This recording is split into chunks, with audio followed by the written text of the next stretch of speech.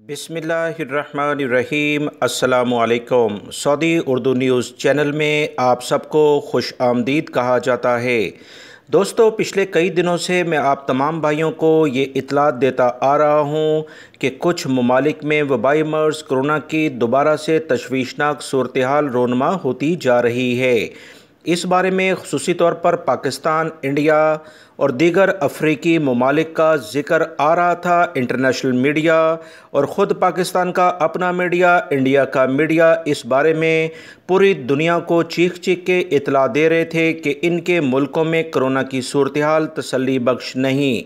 आप लोग जो पाकिस्तान में इस वक्त तमाम लोग मौजूद हैं, इंडिया में मौजूद हैं, आप बेहतर हालात जानते हैं। इंडिया में ख़ुसूसी तौर पर वो इलाके जो केरला से मुतल्लिका है और कुछ दूसरे इलाकों में वबाई मर्ज़ कोरोना की बिगड़ती हुई सूरत हाल पूरी दुनिया में मीडिया के ज़रिए फैलाई गई। इस तमाम सूरत हाल के बाद सऊदी अरब या दीगर खलीजी ममालिक में आने वाले अफराद को मुश्किलात का यकीनी सामना करना पड़ता था। इस बारे में एक ताज़ा तरीन इत्तलात आई है कि एक अहम मुल्क जहां से इंडिया और पाकिस्तान से लोग वाया करते हुए सऊदी अरब और दीगर ममालिक में जा रहे थे, उन्होंने भी पाकिस्तान, इंडिया और दीगर ममालिक को वीज़े देने से इनकार कर दिया है। इस अहम मुल्क का नाम है उज़्बेकिस्तान, जो कि रशिया से आज़ाद होने वाला मुल्क है।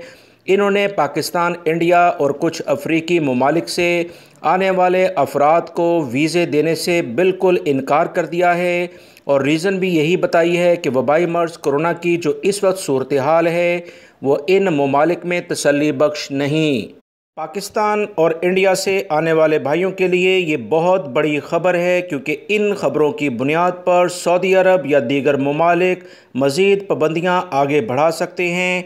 हुकूमत पाकिस्तान और इंडियन गवर्नमेंट को चाहिए कि बेहतरीन लेवल पर कोरोना से मुतल्लिका जो एहतियाती तदाबीर हैं वो इख्तियार करें, ताकि मुल्क में जो बैठे हुए रोज़गार की तलाश में आने वाले अफराद सऊदी अरब और दीगर मुल्कों में जाना चाहते हैं उन्हें आसानी हो। वरना यही सूरत हाल रही तो अभी आज उज़्बेकिस्तान ने यह कदम उठाया है। दीगर ममालिक भी इसी तरह की पाबंदियाँ अगर लगाएंगे तो कैसे गैर मुल्की अफराद सऊदी अरब और दीगर मुल्कों में आ सकेंगे।